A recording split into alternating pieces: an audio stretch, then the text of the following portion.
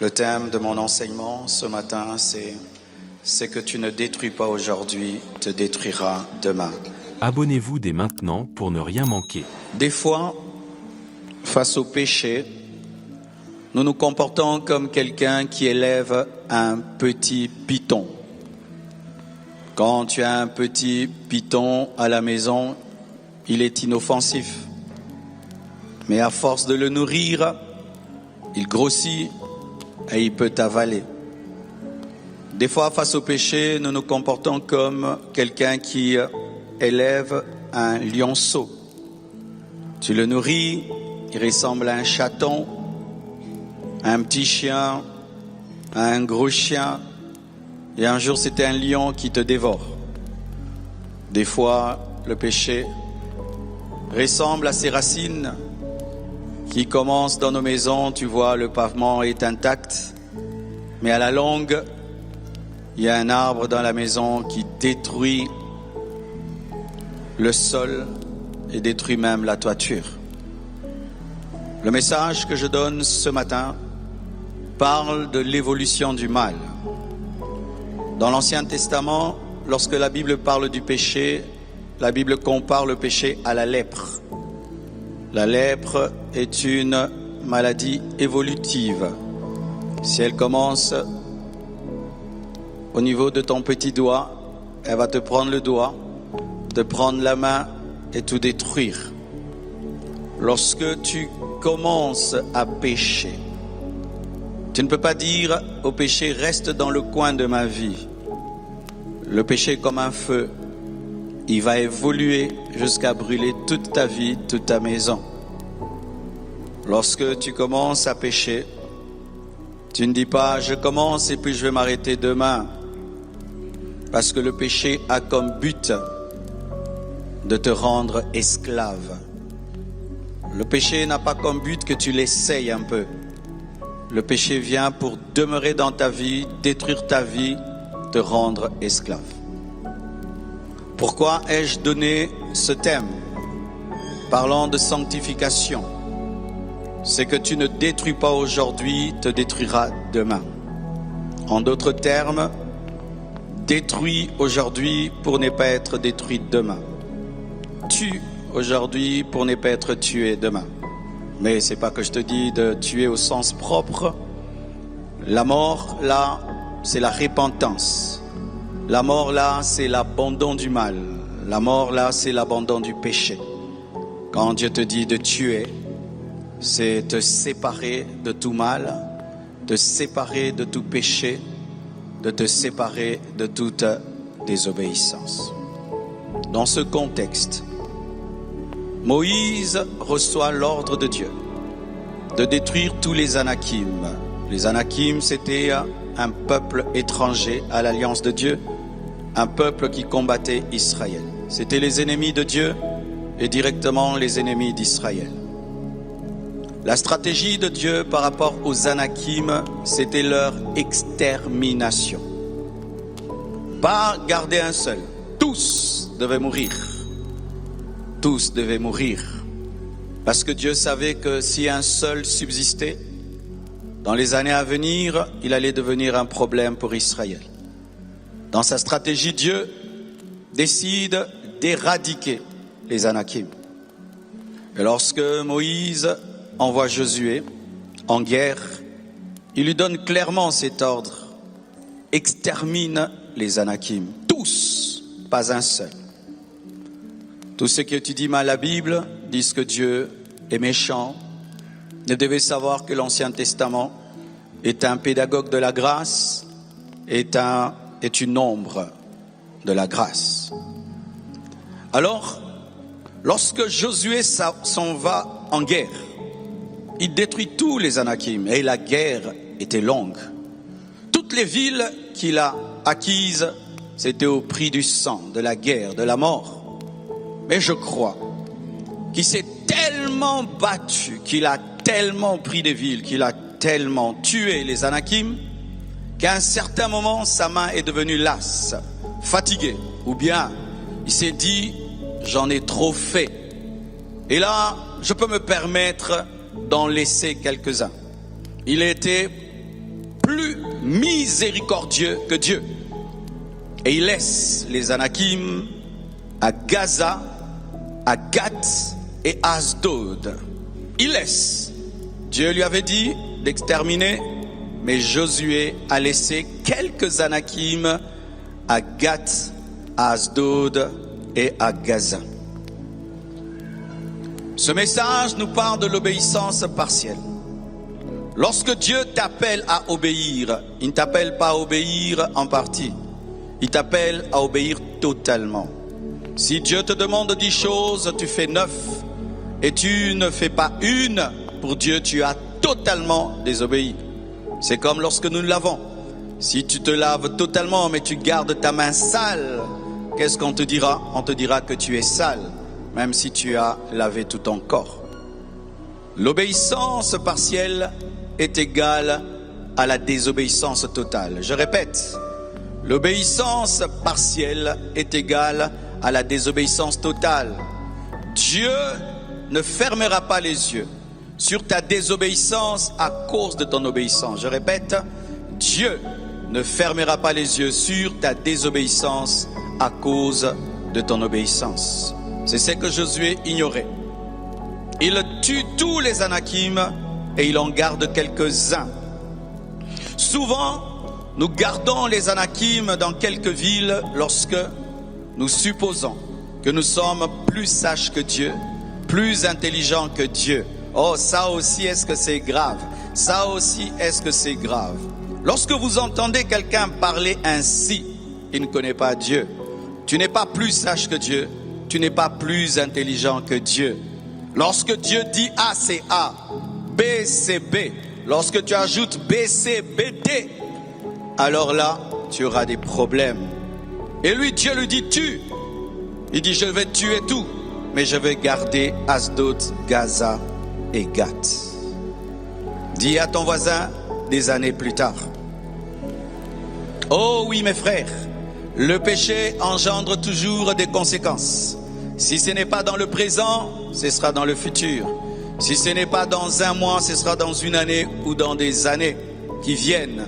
Des années plus tard, Josué meurt en paix. Il ne subit pas les conséquences de sa désobéissance.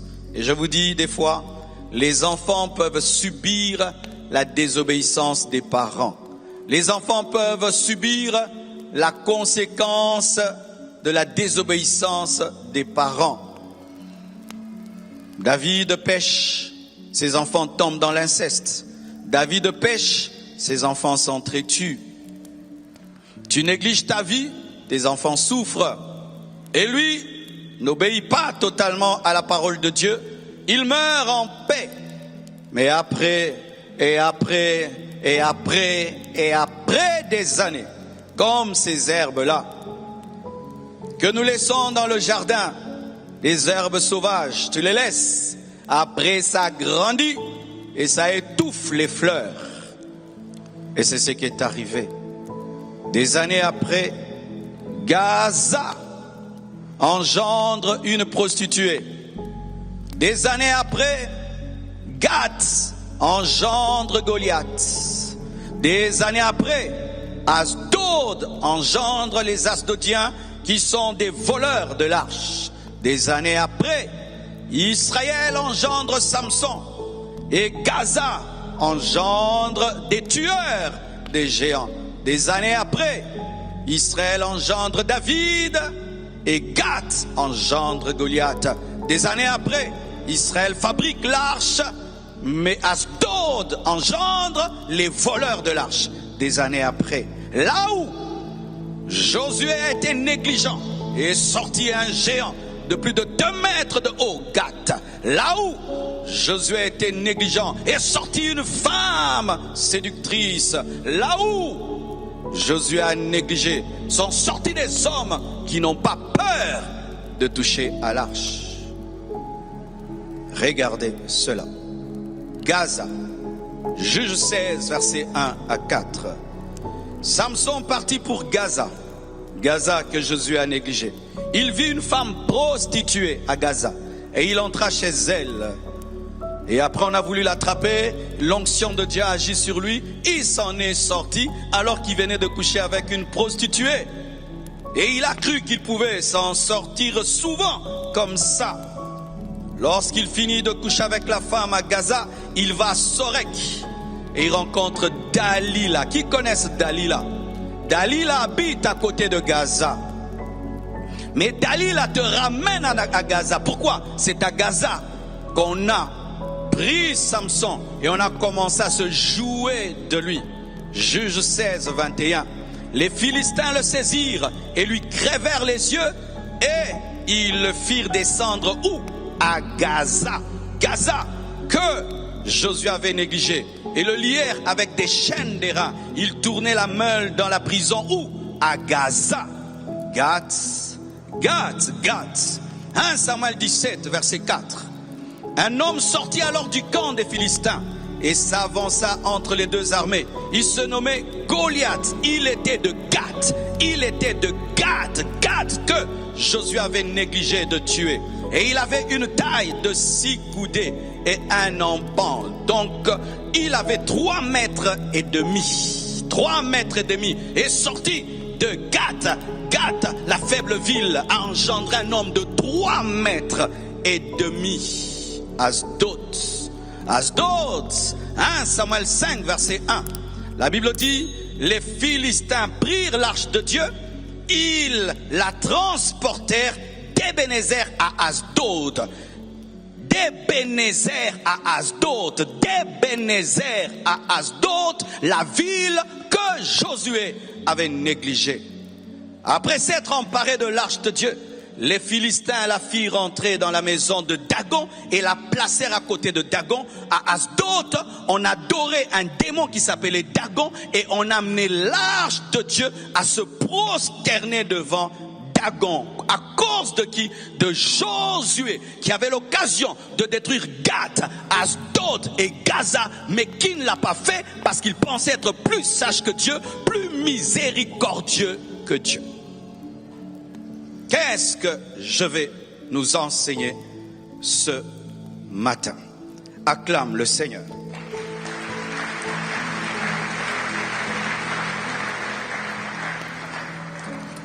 Mes frères et sœurs, cette parole nous enseigne une chose, qu'il ne faut jamais prendre à la légère les interdits de Dieu. Ne prenez jamais à la légère les interdits de Dieu. Lorsque Dieu considère une chose comme étant sérieuse et toi tu la négliges, dans les années qui viennent, tu paieras très cher.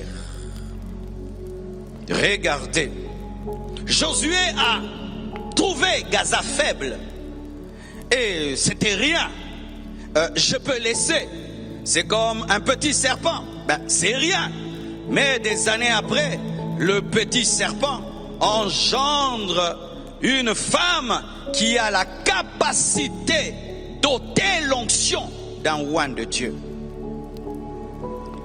Quand Dieu te dit, arrête telle chose, sache que Delilah est en route pour te couper les cheveux. Il y a des choses que Dieu t'interdit dans le secret. Il y a des choses que Dieu te révèle dans le secret. Tu n'as pas besoin de vivre les conséquences pour considérer ce que Dieu te dit. Lorsque Dieu te dit détruis Gaza, ne cherche pas à voir Delilah. Obéis, détruis seulement, ça va t'épargner des problèmes. Gaza engendre ceux qui volent l'onction. Tu as l'onction de Dieu et il y a une faiblesse dans ta vie, c'est Gaza. Gaza te coupera les cheveux, Gaza t'exposera, Gaza t'humiliera. Tu as une désobéissance dans ta vie comme Asdod. Asdod engendre Ichabod. Pourquoi je dis cela? Lorsque l'arche de Dieu a été prise et amenée à Asdod, il y avait un sacrificateur qu'on appelait Élie qui est tombé. Une femme a accouché À l'instant, lorsqu'on lui a dit que son mari est mort, à l'instant, elle accouche un enfant. Et au lieu de donner un nom de bénédiction, elle dit, mon enfant s'appelle Ichabod. C'est-à-dire, la gloire est bannie d'Israël. La gloire est partie d'Israël. Asdod, ce sont des péchés qui volent la gloire de Dieu. Des péchés qui volent la présence de Dieu. Des péchés qui te volent la communion avec Dieu. Et Dieu, quand il te parle d'une chose, fais attention, elle brisera ta communion avec Dieu. Ichabod, c'est-à-dire que Dieu n'est plus là. Ichabod, c'est-à-dire que la gloire n'est plus là. Ichabod, je vous dis mes frères, vaut mieux perdre l'onction, mais ne pas perdre la présence. Et Gath engendre une possession démoniaque. Gath engendre l'entrée d'un démon. Parce que Goliath représente un démon. Tu commets un péché, Dieu te dit arrête. Il te dit arrête. Oh, ça me fait rien, ça me fait rien, ça me fait rien. Ok. Pendant que tu joues avec le péché, il y a un démon qui est en route. Il est en train de venir. Dieu te dit arrête. Et il n'a pas besoin de t'expliquer qu'un démon est en route. Toi, tu dois seulement obéir. Et un jour, un esprit impur entre en toi. Goliath. Mes frères et sœurs, le péché ouvre la porte aux démons. Le péché ouvre la porte à Satan. Le péché ouvre la porte aux démons. Lorsqu'il a laissé vivre Gath, il ne savait pas qu'il laissait vivre un costaud, un puissant de Satan qui allait pendant des jours et des jours insulter l'armée de Dieu et terrifier le roi Saoul. Il a amené la honte sur Israël. Les Juifs fuyaient.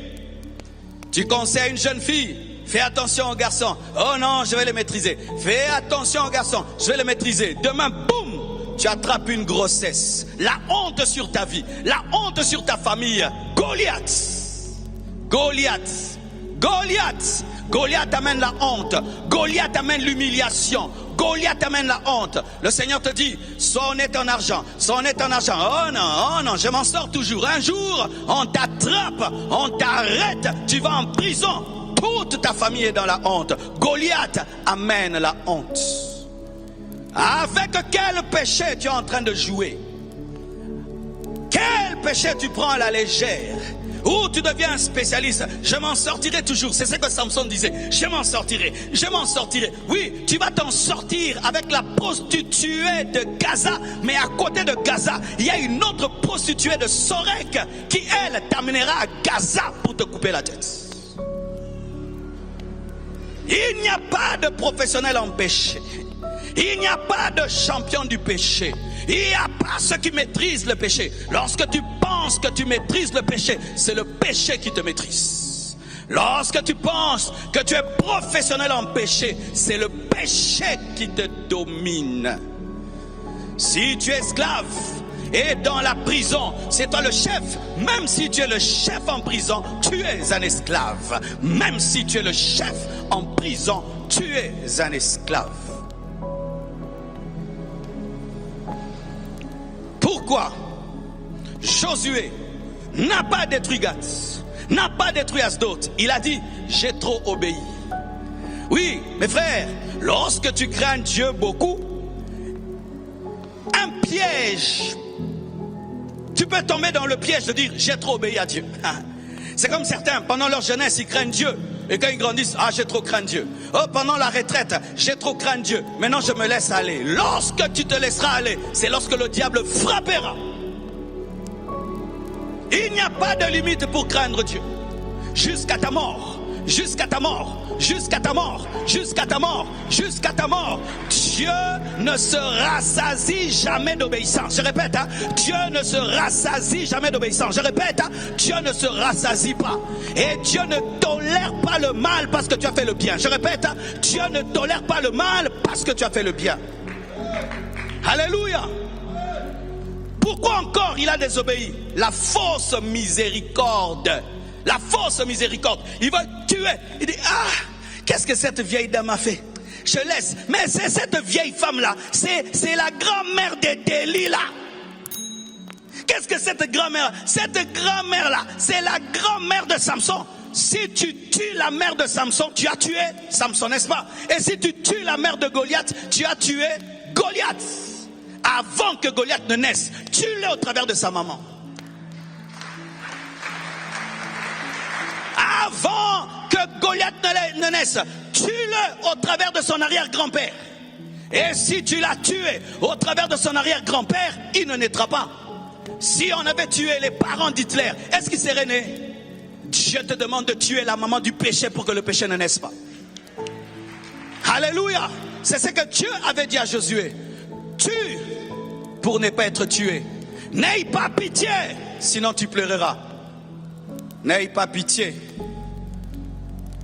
Il y a des gens, tu sors avec un homme marié, et puis tu entends une parole comme celle-ci, et puis tu as pitié de lui. Mais si j'arrête, il va pleurer. Qu'il pleure. Qu'il pleure. Il pleure quoi d'ailleurs? Il pleure qui? Il pleure quoi? Alléluia. Il pleure, ce papa-là pleure qui? Il a perdu qui? Il a perdu sa chose. Faites pleurer les gens. Faites pleurer. Quand Dieu a décidé de faire pleurer quelqu'un, laisse-le pleurer. N'ayez pas compassion là où Dieu n'a pas compassion. Je répète, hein, n'ayez pas compassion là où Dieu n'a pas compassion. Si je le mets en prison, il va pleurer. Il doit aller en prison pour changer. Si je le chasse, il sera blessé. Certains, il faut les chasser pour qu'ils soient sauvés. Arrêtez d'avoir une fausse compassion. Arrêtez d'avoir une fausse compassion.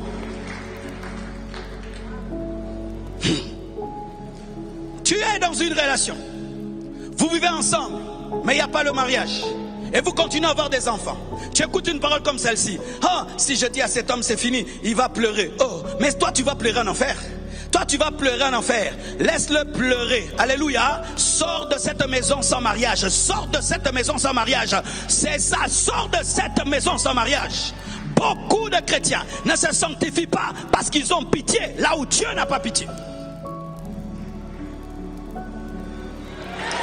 Alléluia. Dieu n'a pas pitié de ce mari qui veut faire de toi une deuxième femme. Dieu n'a pas pitié.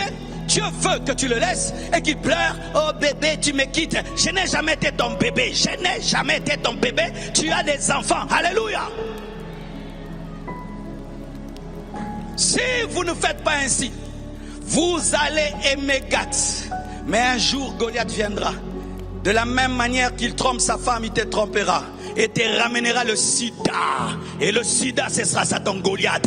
Ce sera ça ton Goliath. Le sida. Le sida.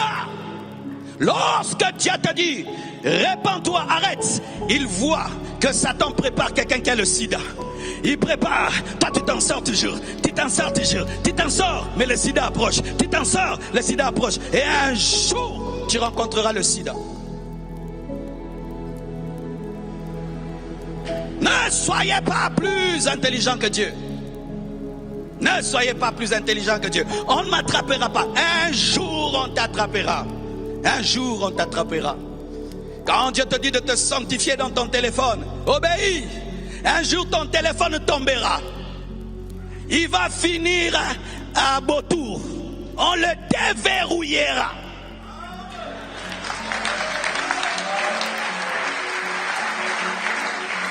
Un jour, quelqu'un perd son téléphone. Il fallait voir comment il avait peur. J'ai perdu mon téléphone.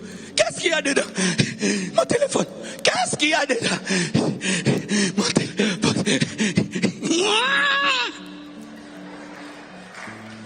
What happened? Qu'est-ce qu'il y a dedans? Ton cœur bat. Qu'est-ce qu'il y a dedans? Il finira à Beautour. On le déverrouillera. Lorsque Dieu te demande de faire une chose, il t'aime même si c'est dur.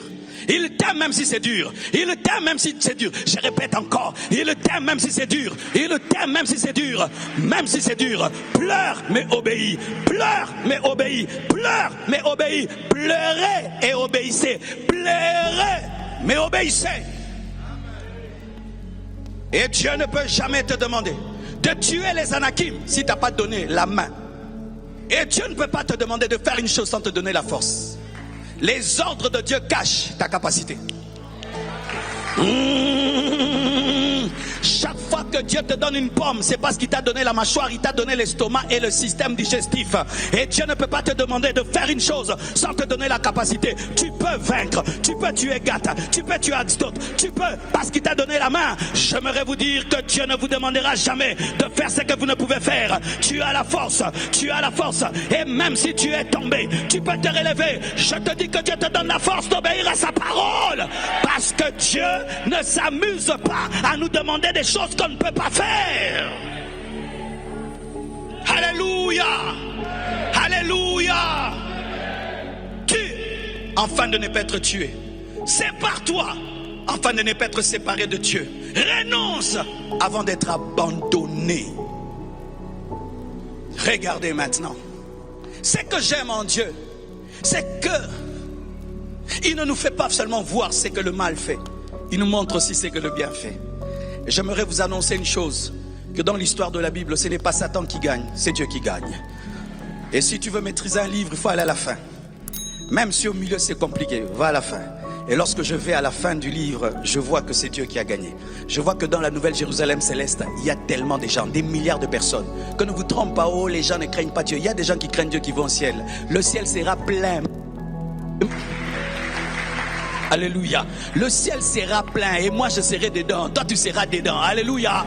Oh, j'aimerais vous annoncer que c'est Dieu qui va gagner. Ce n'est pas le diable qui va gagner. Le diable va finir en enfer. Mais Jésus-Christ finit sur le trône, à la droite de Dieu le Père. Je vous annonce la victoire de la sainteté, la victoire de la lumière, la victoire du bien. Même si à la croissance du péché, il y a des gens qui s'échappent. Et tu es de cette génération, tu t'échapperas. Je crois qu'ici il y a des hommes qui sont capables de vivre dans la sainteté. Même si autour d'eux tout est en train de pourrir. Alléluia. Donne-moi l'amen. On nous parle que de la victoire de Satan, la victoire du péché. Non, c'est Jésus qui a gagné. C'est Jésus qui a gagné. Et c'est Jésus qui va gagner à la fin. Nous n'avons pas un Dieu faible qui nous demande de faire des choses sans nous fortifier. Si Dieu te dit arrête, il t'a déjà donné la force d'arrêter. Il ne peut pas te dire de freiner s'il n'a pas créé le frein. Il ne peut pas te dire de freiner s'il ne t'a pas donné le frein. Pour toute chose que Dieu te demande, tu as déjà la capacité. Voici la révélation de qui tu es. C'est que Dieu te demande. Toi à qui Dieu demande des grandes choses, c'est parce que tu es grand. Toi que Dieu demande des grands sacrifices, c'est parce que tu peux. Lorsque tu vois quelqu'un faire 40 jours de jeûne sans manger ni boire, va vérifier c'est Jésus. Lorsque tu cherches le diable, on dit qu'il est dans le désert, donc Jésus y est. Parce qu'il ne se donne pas la peine pour n'importe qui. Je te dis des choses. Tes tentations prouvent ta force. Tes combats prouvent ta force. Les ordres que Dieu te donne prouvent ta force. Tu peux te séparer de ce papa-là. Tu vivras, ma soeur. Même s'il te paye la maison. Il te paye la maison parce que tu peux payer la maison. Parce que le diable ne peut pas te donner ce que tu as déjà. En soi tu l'as déjà. C'est pourquoi il a dit à l'homme, vous serez comme des dieux, parce qu'ils étaient déjà des dieux. Toi qui es courtisé par des hommes riches, c'est parce que tu épouseras un homme riche. Jette cet homme riche qui n'est pas à toi. Il y a un homme riche pour toi. J'aimerais dire à toutes ces filles qui sont pourchassées par des hommes riches, c'est parce que tu as ton homme riche. Attends dans la pauvreté. Attends dans la pauvreté. Attends dans la pauvreté.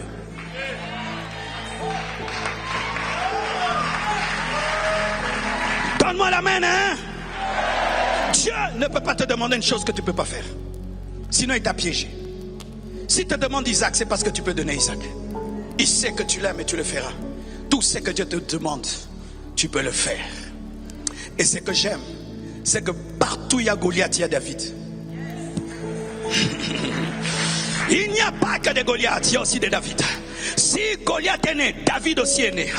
Si Goliath vient, David aussi viendra. Et j'aimerais te dire que le vrai géant dans cette histoire n'est pas Goliath. Le vrai géant c'est David, parce qu'il est géant en esprit. Et j'aimerais vous présenter le véritable David, Jésus-Christ de Nazareth, qui a vaincu le diable, qui a vaincu les démons. Partout les démons te pourchassent. Il y a Jésus, il y a Jésus, il y a Yesu. Kotabitu mananga, il y a Yesu. Kotabitu mananga. J'aimerais annoncer à quelqu'un qui est en train de traverser des moments difficiles. Il y a Jésus, le péché qui te fait tomber a été vaincu à la croix. Le démon qui t'oppresse a été vaincu à la croix. Jésus entre dans ton combat de la même manière que David est entré dans le combat d'Israël. Jésus entre dans ton combat. Et si David est entré avec une fronde, lui il entre avec la croix. Lui il entre avec la croix. Lui il entre avec la croix. Jésus. Jésus. Quel que soit le péché qui te domine, Jésus l'a vaincu. Quel que soit le Goliath, il est vaincu par David. C'est pourquoi Goliath marchait, David courait. Pourquoi? Il avait besoin d'en finir. C'est pourquoi Jésus n'a eu qu'un ministère de 3 ans. Il voulait en finir rapidement.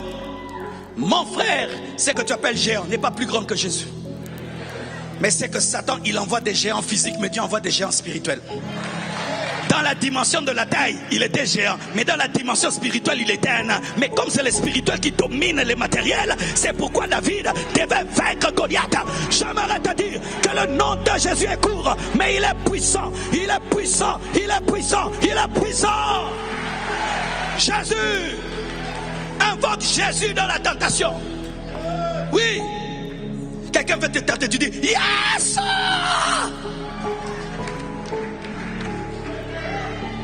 Yesu. Yesu. Ton problème c'est que dans ta guerre tu oublies qu'il y a un berger qui est en train de paître les brebis de son père comme Jésus et qui est en train d'apprendre à vaincre tes combats. Quelles que soient vos luttes, la croix est suffisante pour vous donner la victoire. J'aimerais te dire qu'il n'y a aucun péché qui échappe à la croix. Aucun péché, aucun péché, aucun péché, aucun péché, aucun péché. Lorsque tu es dominé, regarde à Jésus. Ce que tu crains, ne l'effraie pas. Goliath effraie, mais David n'a pas peur de lui. Parce qu'il a été préparé à le vaincre. C'est pourquoi la maladie dominait les hommes, mais pas Jésus-Christ. Le péché dominait les hommes, mais pas Jésus-Christ. Pourquoi? Il était né pour ça. Et ce qui est formidable, c'est que David vient à la guerre, mais toi Jésus habite en toi. David peut venir en retard, mais Jésus ne vient jamais en retard parce qu'il est en toi. Et chaque fois que tu es sous l'emprise du mal, invoque Christ qui est en toi. C'est ta sainteté. Jésus est ta sainteté. Jésus est ta sainteté. Et il est capable de te paralyser devant le péché. Il te paralyse devant le péché. Il te donne le dégoût du mal, l'horreur du péché. Et tu te dis,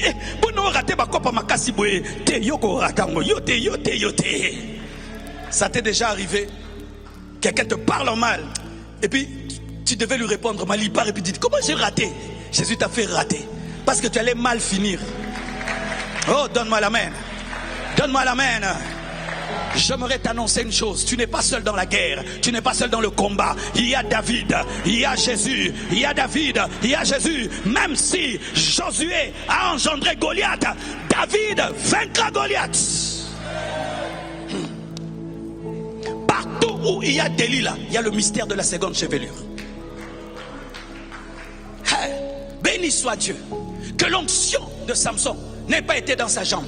Parce que si on te coupe la jambe, elle ne peut repousser. N'ait pas été dans sa main. Parce que si on coupe ta main, la main ne peut repousser. Mais si on coupe les cheveux peuvent repousser. Dieu étant le stratège qui peut lire l'avenir, avait placé l'onction là où ça peut repousser.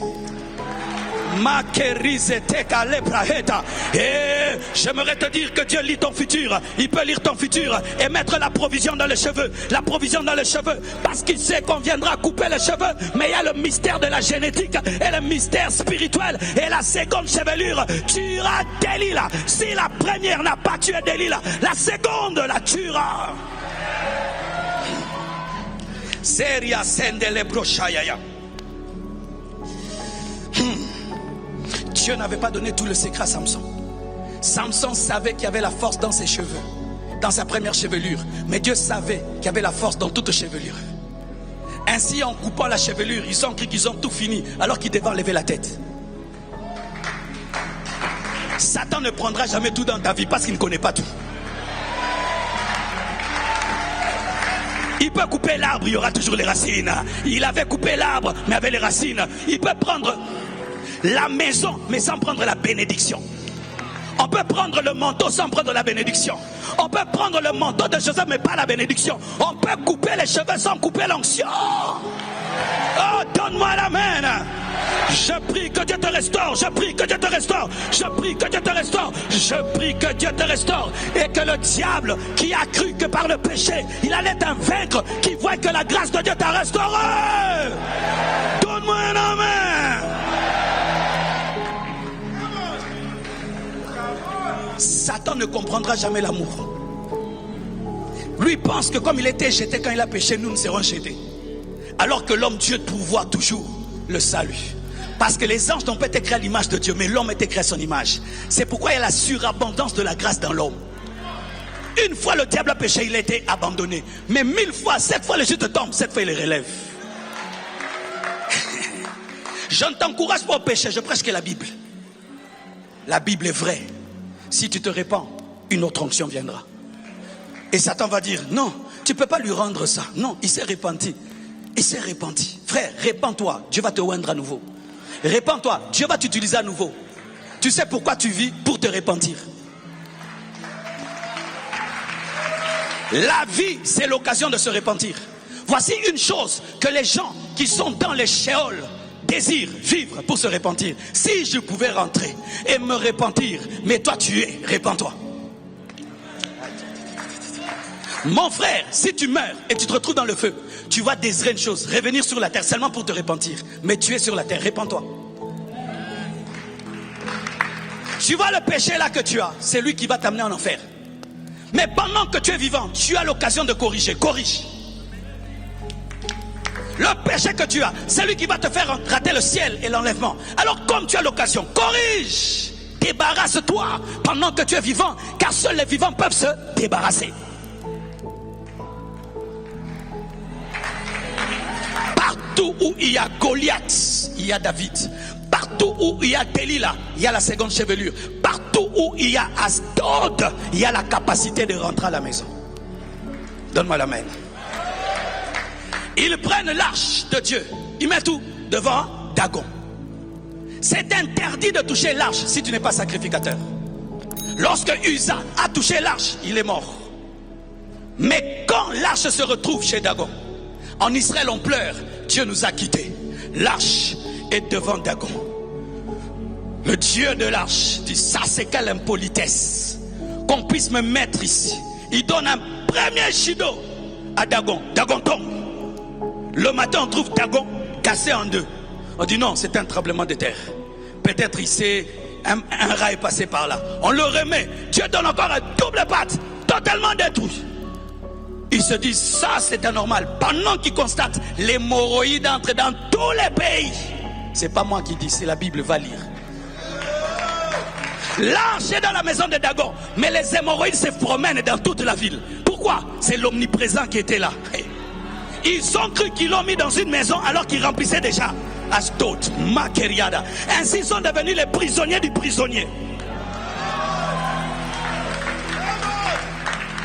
Ils sont devenus les prisonniers du prisonnier. Ils ont cru qu'ils avaient emprisonné l'arche, mais c'est l'arche qui les avait emprisonnés.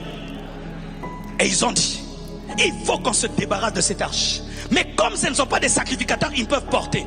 Et ils ont fait quoi? Ils ont acheté des animaux. Et Dieu a toléré que les animaux portent alors que l'homme ne pouvait pas porter. La grâce. Et voici maintenant ce qui arrive. Ils prennent les animaux, mettent l'arche dessus pour dire, rentre. Si c'est Dieu, les animaux vont aller vers Israël. On va voir si le Dieu d'Israël existe. Mes frères, Dieu connaît ta localisation spirituelle. Personne ne te prendra ce qui est à toi. Dieu connaît ta localisation. Personne ne prendra ce qui est à toi. Dieu connaît ta localisation spirituelle. On met l'arche sur les animaux et il n'y a aucun homme. Et à gauche, c'est Israël. À droite, c'est la Philistie. On va seulement... Les animaux commencent à dire, pourquoi celui qui a créé l'animal était sur l'animal. Et puis il dit, va, j'aimerais t'annoncer le retour de la gloire. On ne dira plus Ikabod, mais on va dire Kabod. On va dire Kabod, Kabod. La Kabod va revenir dans ta vie à cause de la grâce et la miséricorde de Dieu. Vous savez pourquoi je prêche comme je prêche? Parce que si on ne prêche pas comme ça, on a un problème au Congo. Quand quelqu'un fait le mal, on l'enterre. Mais regardez Dieu. Lui-même est rentré. Il est celui qui cherche Adam et Ève après le péché sans invitation. Il pouvait dire, mourrez, je vais créer d'autres hommes. Il a pris la terre, pas encore une autre terre, crée. Non, tout ce que Dieu touche devient excellent. C'est pourquoi Dieu ne peut pas le perdre. Frère, Dieu t'aime trop. Dieu t'aime trop. Sors de ce péché qui n'a pas ta valeur. Tu es un diamant. Sors de la boue. Tu es un diamant. Sors de la boue. Sortez de la boue. Sortez de la boue. Sortez de la boue. Vous êtes des diamants. Ce que tu ne détruis pas aujourd'hui te détruira. Mais si tu es vivant, tu étais détruit. Tu peux être réparé. Tu peux être réparé. Aïe, aïe, aïe. Maintenant, j'aimerais vous partager quelque chose. N'est-ce pas que lorsqu'une chose doit te détruire, il faut que celui qui te prévient crie, n'est-ce pas? Comme je crie. Et souvent, nous pensons cela. Que Dieu se comporte ainsi. Par exemple, si là, en descendant seulement là, je vais mourir. Si toi, tu le sais, et que je commence à venir comme ça, tu vas faire quoi? Tu vas dire quoi? Je répète, si descendre ici, ça va me tuer. Et toi, tu le sais. Dès que je commence à m'en approcher, tu vas faire quoi? Tu vas faire... Ah! N'est-ce pas? Hey! Keba! Liweza kuna! N'est-ce pas? Mais Dieu ne fait pas ça. Il dit, Keba, liweza kuna. Vous savez pourquoi? Parce qu'on pense que Dieu va crier comme nous alors que c'est un roi. C'est pourquoi le jour où tu vas t'approcher de ceux qui te tuent, Dieu aura le même calme que quand tu marches dans la crainte. Il va te dire, attention fils, c'est mortel. Ah, comme il crie pas, c'est grave. Ya! Il dit, Dieu, il fallait dire. Mais j'avais déjà dit. Non, il fallait crier. Mais tu avais entendu.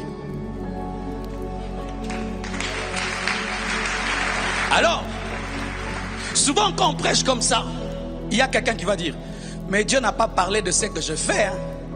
Il a parlé de ce que tu fais, mais il n'a pas crié. Si Dieu te dit seulement mets ta vie en ordre, il y a tous tes péchés dedans. Si Dieu te dit mets l'ordre dans tes relations, il y a aussi le mari d'autrui dedans. Tu n'as pas besoin qu'on cite le mari d'autrui, mets l'ordre dans ta vie, c'est tout. Quand je dis je vais mettre de l'ordre dans ma chambre, tout est dedans, non? Les chaussures, les vestes et les cravates, c'est dans mettre l'ordre. Est-ce qu'on doit préciser, je vais mettre mes chemises en ordre? Pourquoi toi tu veux que je te précise? Tu veux que j'ai le catalogue des péchés? Ton problème le voici. Tant que Dieu ne crie pas, tant que Dieu ne précise pas, tu penses qu'il n'a pas parlé. Alors qu'il parle des fois en général parce que tu es très intelligent.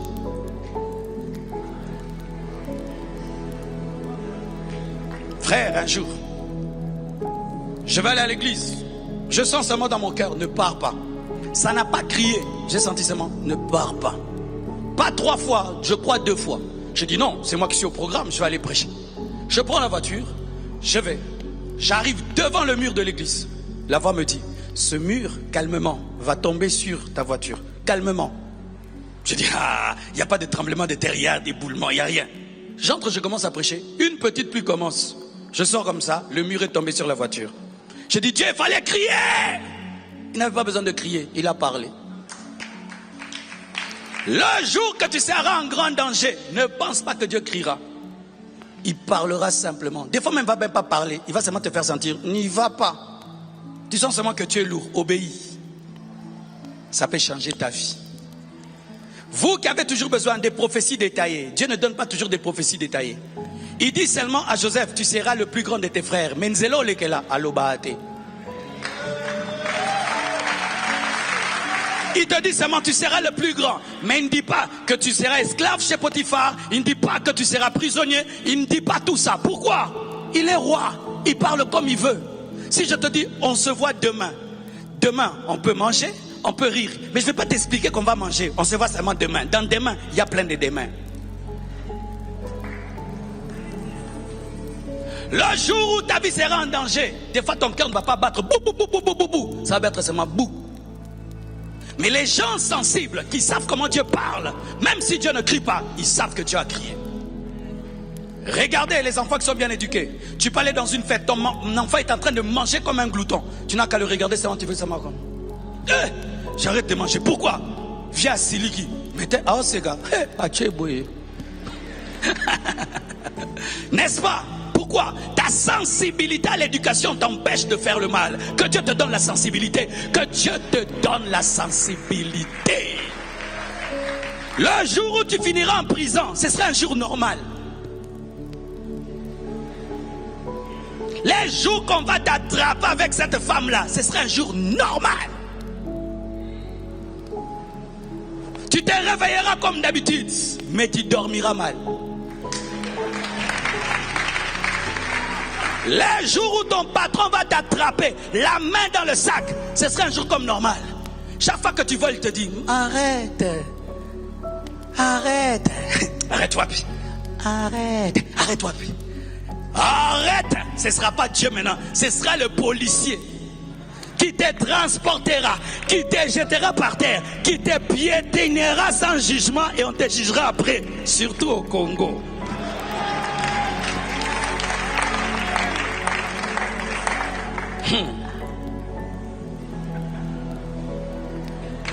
Toi qui es habitué à abandonner que si il y a tremblement de terre, une prophétie, il y a une soeur ici, tu t'appelles Nesline.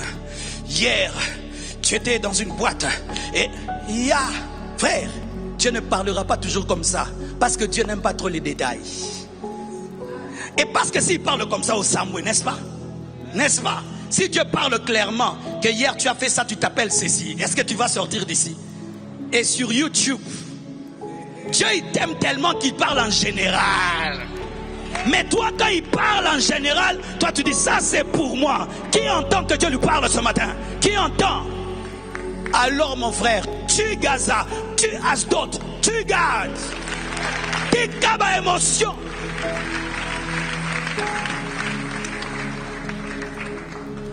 J'ai remarqué dans la vie que les gens qui entraînent les autres au péché sont ceux qui vont dire qu'ils sont morts. Celui qui t'entraîne dans le péché, c'est lui qui annoncera ta mort. Tu vois ton ami là qui te dit, fume un peu, prends une copine là-bas, trompe ta femme, fais ceci. C'est lui qui va annoncer que tu as eu le sida. C'est lui qui va t'enterrer et il va pleurer beaucoup, mais il ne va jamais rester dans le tombeau. Séparez-vous des mauvais amis. Séparez-vous des mauvais amis. Séparez-vous des mauvais amis. Séparez-vous des mauvais amis. Quand? Maintenant. Même si tu n'entends pas une grosse voix, entends dedans. Le jour où ta vie changera dramatiquement, ce sera un jour comme tous les autres. Parce que tu n'as pas entendu. Voyez là, j'ai une dent perdue. Vous savez comment j'ai perdu la dent? J'ai mangé un bonbon de très mauvaise qualité. La voix de Dieu m'a dit brosse les dents. Il ne m'a pas parlé de perte de dents. Il m'a dit brosse les dents. Brosse les dents. J'ai dit je suis bien. Je me réveille. La dent est trouée. Maintenant il est parti. Mais s'il m'avait dit Marcelo la dent partira, j'allais brosser. Mais il n'est pas obligé de me dire que la dent partira. Il te dit brosse les dents.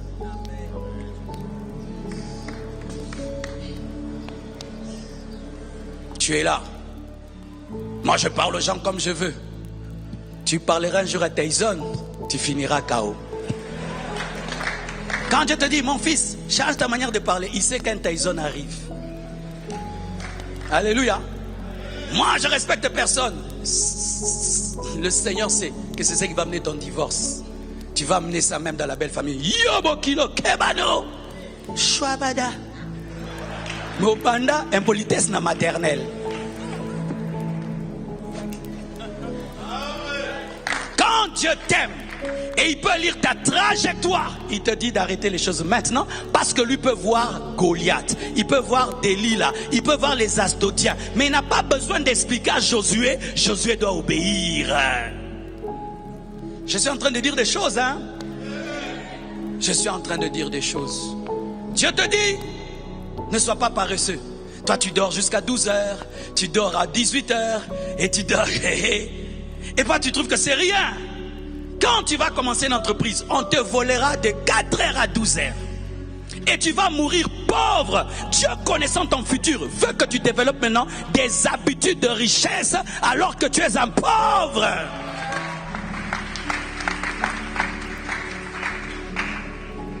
Bientôt, très bientôt, on va t'attraper.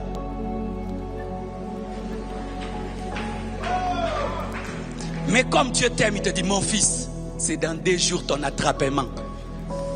Arrête, Yankee. Ndeko Yankee.